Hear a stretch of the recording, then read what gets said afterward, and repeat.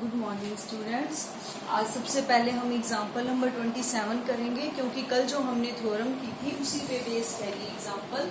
देखो, एफ हमें कोई फंक्शन दिया हुआ है 1 2 3 से ABC, और जी दिया हुआ है ABC से एप्पल बॉल कैट। ठीक है, और ये हमें डिफाइन किए गए हैं। F1 A है, F2 B है, F3 C, GA एप्पल है, GB बॉल है और GC कैट है। ठीक है, तो अब हमने ये प्रूव करना है सबसे पहले एफ जी और गोफ जो फंक्शंस हैं ये इन्वर्टिबल हैं। सबसे पहले तो आप याद करो कि मैंने कल ही आपको थ्योरम करवाई थी कि कोई भी फंक्शन इन्वर्टिबल कब होता है, जब एक फंक्शन एफ तब इन्वर्टिबल होता है जब सबसे पहले कोई एक फंक्शन जी एग्जिस्ट करे जिसकी डोमेन और रेंज डोमेन और कोडोमेन एफ फंक्शन के अपोजिट हो, है ना। और दूसरा, g o f is equal to identity function over x and f o g equal to identity function over y. ये मैंने सब लिखा है जो हमने कल किया था। किसके लिए? इन्वर्टिबल प्रूव करने के लिए। इन तीनों को प्रूव करने के बाद एफ इन्वर्टिबल प्रूव हो जाता है, और फिर एफ का इन्वर्स एग्जिस्ट करता है जो कि कौन सा होता है?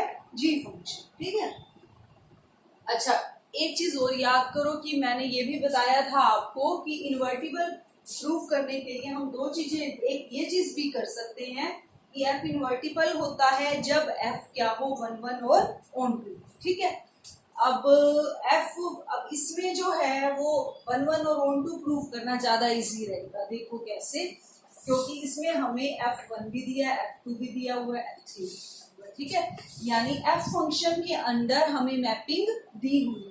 ठीक है, तो ये दो फंक्शन सेट ले लिए मैंने, 1 2 3 एलिमेंट है इसमें है ABC, ये मैपिंग है F के अंदर, ये मैपिंग है G के अंदर। ठीक है, और ये है एप्पल बॉल कैट।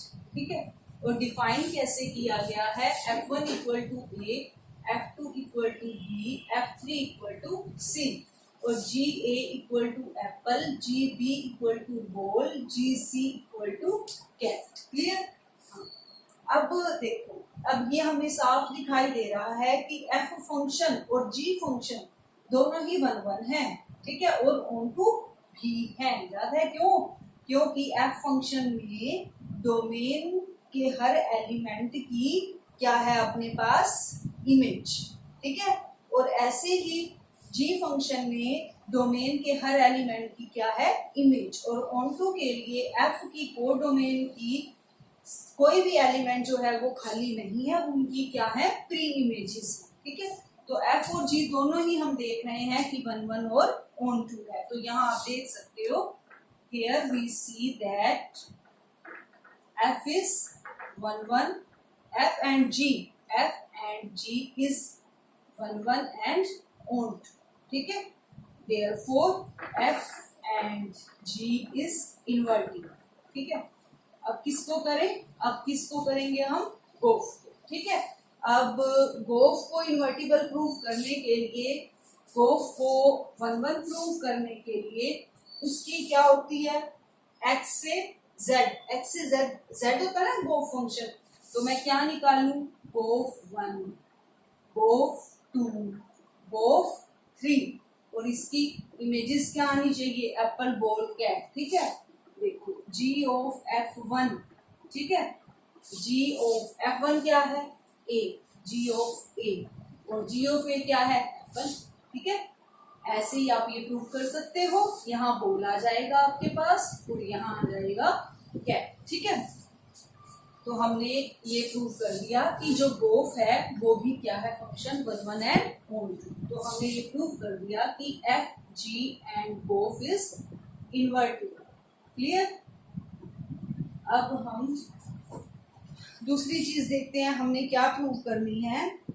दूसरा हमने फाइंड आउट करने हैं F inverse, G inverse and गोफ इनवर्स, है ना। अब F इनवर्स कैसे निकालेंगे? देखिए, पहले F इनवर्स क्या होता है? जब फंक्शन इन्वर्टिबल प्रूफ हो जाता है तो एफ इनवर्स क्या होता है, वही फंक्शन जो एग्जिस्ट करता है जी, ठीक है ना।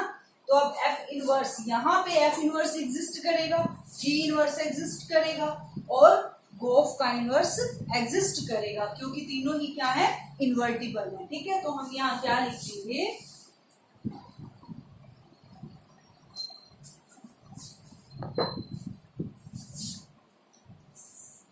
since f, g and gof are invertible functions, या फिर आप ये भी लिख सकते हो कि we have proved that f, g and gof are invertible functions, therefore their inverse exist। तो फिर क्या होते हैं उनके इनवर्स, इनवर्स में क्या पहचान होती है कि जो एफ फंक्शन की डोमेन है वो इनवर्स की क्या हो जाएगी, कोडोमेन, ठीक है। तो एफ इनवर्स फंक्शन क्या हो जाएगा अपने पास, ए बी सी से 1 2 3, ऐसे ही जी इनवर्स निकालो, क्या हो जाएगा, एप्पल बॉल कैट से कहाँ तक, ए बी सी तक, ठीक है। ऐसे ही गोफ इनवर्स क्या हो जाएगा, गोफ इनवर्स हो जाएगा, इसको उल्टा करो, ये निकाला ना 1 2 3 से एप्पल बॉल कैट, 1 2 3 से एप्पल बॉल कैट, तो इसका उल्टा कर दो, एप्पल बॉल कैट से क्या हो जाएगा, ये 1 2 3, क्लियर हो गया। अब इसको हम डिफाइन भी करके दिखाएंगे। अब हम क्या करेंगे, इस फंक्शन में निकालेंगे कि एफ इनवर्स ए क्या है, 1, यहाँ से एफ इनवर्स ए क्या आ गया 1, एफ इनवर्स बी क्या आ गया 2, एफ इनवर्स सी क्या आ गया 3, ऐसे ही जी इनवर्स एप्पल क्या आ गया 8, जी इनवर्स होल क्या आ गया बी, जी इनवर्स कैट क्या आ गया सी, ठीक है।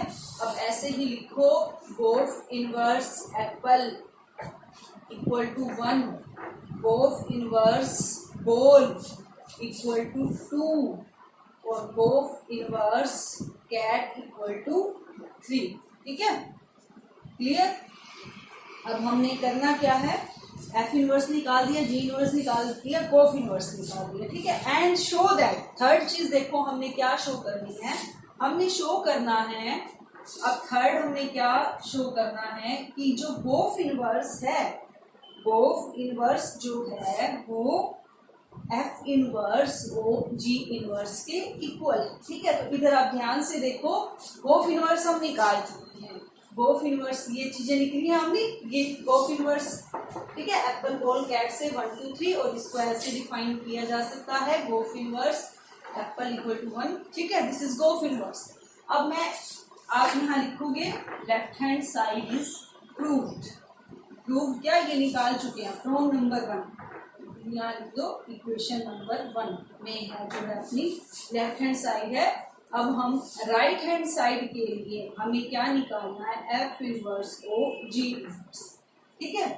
अब इसको मैं ऐसे लिख सकती हूँ, एफ इनवर्स जी इनवर्स। अब जी इनवर्स की डोमेन देखो क्या है, ये है एप्पल बॉल कैट, ये है अपने पास G inverse apple ball cat.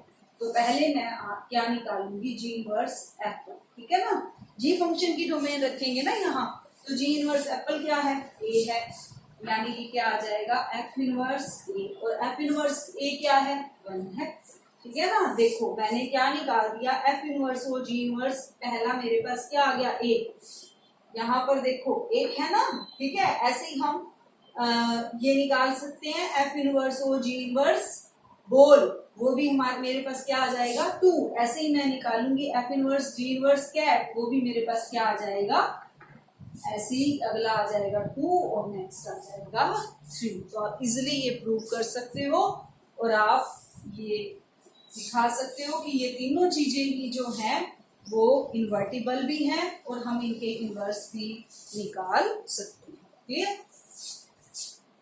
अब हम करेंगे एग्जाम्पल नंबर 26, ठीक है।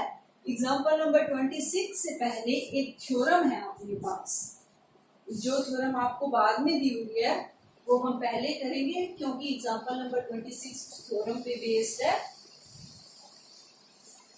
ठीक है, देखो वो थ्योरम क्या है। थ्योरम फर्स्ट क्या दी हुई है, if f from x to y, g from y to z and h from z to s are functions। ठीक है, देन हमने क्या प्रूव करना है, एसोसिएटिविटी लगाई हुई है इस पे। पहले कंपोजिशन है और फिर इसके तीसरा फंक्शन है। पहले g और f की कंपोजिशन है, फिर उसकी h के साथ कंपोजिशन है, फिर h और g की कंपोजिशन है, फिर उसके साथ f की कंपोजिशन है। हमने इन दोनों को इक्वल प्रूव करना है। देखो अब ये दोनों इक्वल होते हैं, इसको हम करके दिखाएंगे। अब मैं फंक्शन डोमेन ले लेती हूँ x। ठीक है, इसको हम ऐसे लिख सकते हैं h ऑफ x। ठीक है, और इसको मैं ऐसे लिख सकती हूँ h g f। ठीक है, ये अपने पास लेफ्ट हैंड साइड आ गई है। अब राइट हैंड साइड देखो, राइट हैंड साइड में क्या है, ऑफ और ऑफ। इसको मैं कैसे लिखूं, देखो ध्यान से देखो, इसको मैंने कैसे खोला था और इसको देखो मैं कैसे खोलूंगी। ठीक है, ओ ब्रैकेट मैंने यहाँ लगाई है एफ एक्स। ठीक है, एच अब यहाँ ब्रैकेट लगाई है, यानी जहां जहां आपका ओ है वहां वहां करते जाइए। यहाँ पे जी रह गया अपना, यही h of g of f x. अब देखो इक्वेशन नंबर 1 और 2 सेम है ना, वेरी इजी। ठीक है, इसमें और कुछ भी नहीं करके दिखाना आपने, दिस इज वेरी सिंपल। अब देखो एग्जांपल नंबर 26 भी इसी तरह है, वेरी सिंपल, और मुझे लगता है आप कर लोगे। फिर भी चलो बता देती हूँ आपको। f क्या है, नेचुरल नंबर से नेचुरल नंबर है। g भी नेचुरल नंबर से नेचुरल नंबर है। h है नेचुरल नंबर से रियल नंबर। ठीक है, और इनको डिफाइन कैसे किया गया है, fx है 2x, gy है 3y प्लस 4, hz क्या है sin z। क्लियर, ठीक है। हाँ जी, अब हमें इसमें यही चीज प्रूव करनी है, H O G O F equal to H O G O. ठीक है, यहीं से देख लेंगे हम। देखो कैसे, अब इसकी लेफ्ट हैंड साइड लो। अब फर्क इतना ही है कि हमें फंक्शन दी हुई है। ठीक है, ठीक है, इसकी डोमेन क्या हो गई, एक्स, सॉरी हाँ ठीक है, एक्स, और एक्स किसमें है, नेचुरल नंबर में। यहाँ पे आप लिख देना for all x belongs to n. ठीक है, यहाँ इसको मैं कैसे लिखूंगी, जी ऑफ। ठीक है, बिल्कुल ऐसे ही जैसे मैंने यहाँ किया था। एच जी एफ एक्स क्या है, 2x। ठीक है, एच, अब जी 2x देखो क्या है, जी 2x यहाँ से निकालना पड़ेगा। जी वाई दिया हुआ है, वाई की जगह क्या रख देंगे, 2x। 3 इंटू 2x प्लस 4, यानी ये आ जाएगा 6x प्लस 4। अब h फंक्शन पे जाओ, z है, z की जगह 6x प्लस 4 रखो, तो ये आ जाएगा साइन 6x प्लस 4। ठीक है, फर्स्ट इक्वेशन दे दो इसको। Now right hand side, right hand side में क्या है, होल ऑफ। इसको देखो कैसे खोलेंगे हम, इसमें अब एच ओ जी इकट्ठे हैं। ठीक है, तो इसके साथ x लगाओ, for all x belongs to n। ठीक है, इसको मैं रख सकती हूँ fx। ठीक है, होल, अब fx की वैल्यू रखो, fx दैट इज 2x। रखनी तो fx की ही पड़ेगी ना, क्योंकि डोमेन तो f के साथ ही है ना। हो, अब इसमें g ऑफ 2x ऐसे राइट करो। h g ऑफ 2x क्या है, वही सेम 3 इंटू 2x प्लस 4। अब आपको लग ही गया होगा कि अब तो हम उसी रास्ते पर आ गए हैं, तो इट मीन्स हमारा जो है आंसर भी सेम ही आएगा। ठीक है, क्लियर, क्या आ गया, ये sine 6x plus 4, equation number 1, and you can say equation number 2। तो from 1 and 2 left hand side is equal to right hand side. Clear, next example देखो क्या है अपना।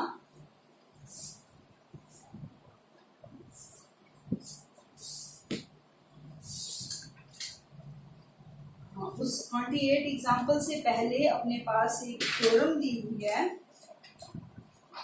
Late f from x to y and g from y to z be two invertible functions. Note कीजिए कि f और g दोनों ही हमें invertible given है. It means f and g are one and on to both equal to identity function. Fog is also identity function. ठीक है ना, invertible में ये सब कुछ आ जाता है. ठीक है, ये हमें क्या दिए हुए हैं, आर इन्वर्टिबल फंक्शंस. और हमने ये प्रूव करना है कि गोफ is invertible. To prove g o f is invertible, एक तो हमने ये चीज प्रूव करनी है. दूसरा सेकेंडली हमने ये प्रूव करना है कि गोफ का जो इन्वर्स है वो एफ इन्वर्स को जी इन्वर्स के इक्वल है. ठीक है, देखो कैसे करेंगे इसको. अब गोफ को इन्वर्टिबल प्रूव करने के लिए क्या करेंगे, पहले तो ये सोचो. ठीक है, अगर मैं गोफ को 1 और ऑन टू प्रूव करती हूँ तो मेरे पास एलिमेंट्स ही नहीं है, कहाँ से करूँ. ठीक है ना, तो इट मीन्स हमें आइडेंटिटी फंक्शन प्रूव करना पड़ेगा. तो क्या प्रूव करती थी मैं, f is invertible if g o f equal to identity function over x and f o g equal to identity function over y. Clear. तो गोफ में g क्या होता था, g is the inverse of f. g is the inverse of f. तो यहाँ पर गोफ का इनवर्स लिखेंगे क्योंकि फंक्शन क्या है, गोफ. ठीक है ना, तो g की जगह क्या आएगा, गोफ का inverse, because g is the inverse of f. ठीक है, तो g की जगह मैं क्या लिखूंगी, गोफ इनवर्स. ठीक है, यहाँ देखो आप ध्यान से, इस पे सब कुछ बेस्ड है. ठीक है ना, देखो आपने ये समझना है कि जब f इन्वर्टिबल होता था तो गोफ आइडेंटिटी फंक्शन प्रूव करते थे हम. ठीक है ना, गोफ में g क्या था, अनदर फंक्शन. अनदर फंक्शन क्या था, g था क्या, f का इनवर्स. क्योंकि मेरे पास अब कुछ भी नहीं है अनदर फंक्शन में, मैं वो g नहीं ले सकती. मुझे क्या है इस g में, क्योंकि ये नहीं कहा गया कि g जो है वो f का इनवर्स है, ऐसे नहीं कहा गया. मुझे g में क्या लेना है, f का इनवर्स.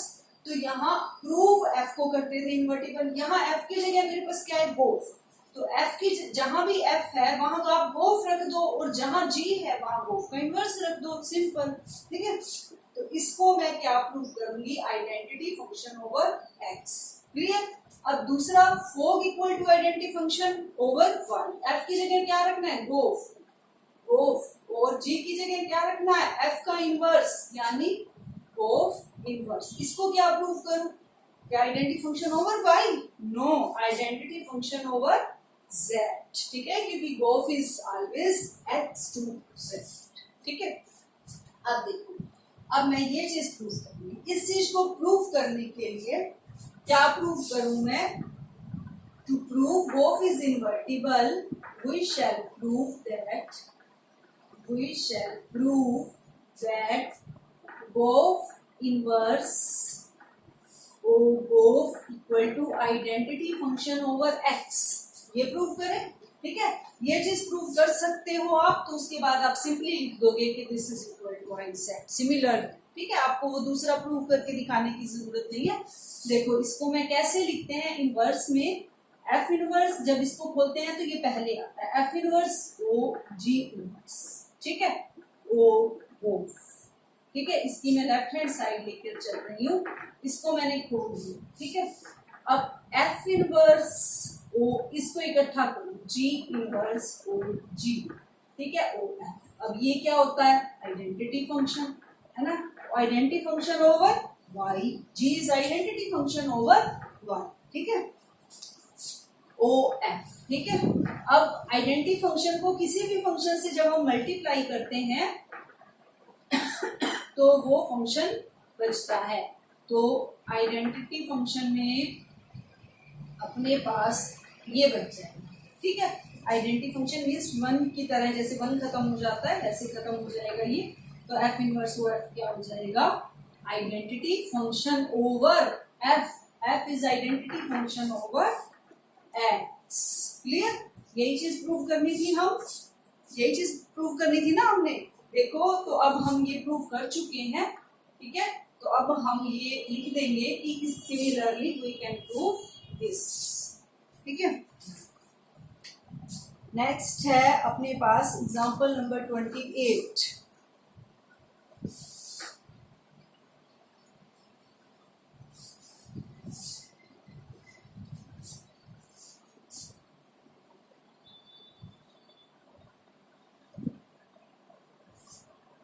एग्जाम्पल कैसे प्रूव करना है हमने, वेरी इजी है। एग्जाम्पल नंबर 28,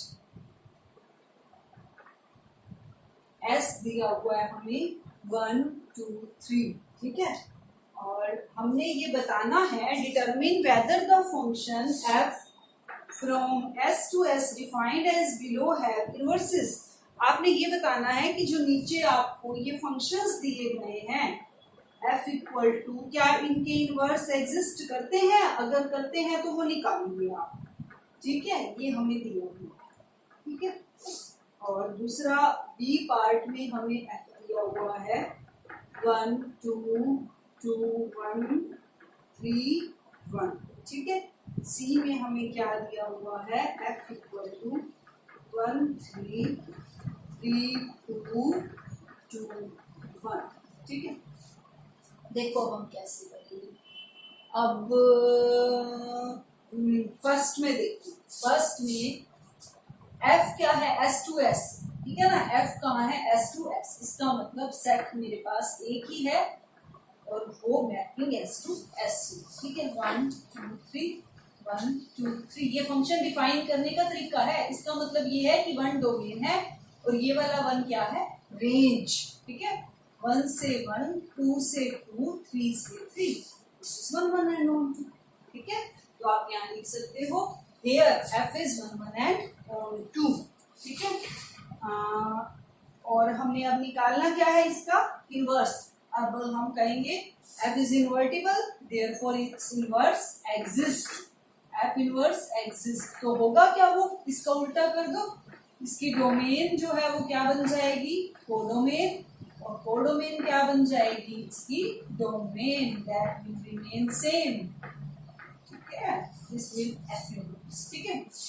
अब नाउ अब इसको देखो, दोबारा से बनाओ। f मैपिंग के अंडर दो सेट हैं 1 2 3 1 2 3। इसमें क्या है 1 की रेंज 2 2 की रेंज 1 3 की रेंज 1। ये तो हो गई गड़बड़, है ना। 1 और 3 की सेम इमेज हो गई, तो आप लिखोगे 1 and 3 have same image, therefore function is not 1 1, hence f inverse does not exist, does not exist, clear। अब नेक्स्ट एस एस क्या दी हुई है मैपिंग 1 2 3 1 2 3 1 से 3 3 से 2 2 से 1। every element is occupied only one time, है ना। 1 has image 3, 2 has image 1, 3 has its image as 2, ठीक है। then function is 1 1, also no remaining, no elements remain, therefore function is also on 2, here f inverse exists। क्या होगा फिर f inverse, f inverse is equal to domain को codomain बनाओ और codomain को domain 3 1 2 3 and 1 2, clear. It's very simple, okay. तो यहाँ हमने 1.3 कंप्लीट कर ली है। अब आपने इसको ट्राई करना है और फिर मुझे आपने इसकी प्रॉब्लम्स भेजनी है, जरूर भेजिएगा मुझे अपनी प्रॉब्लम्स। Okay, thank you.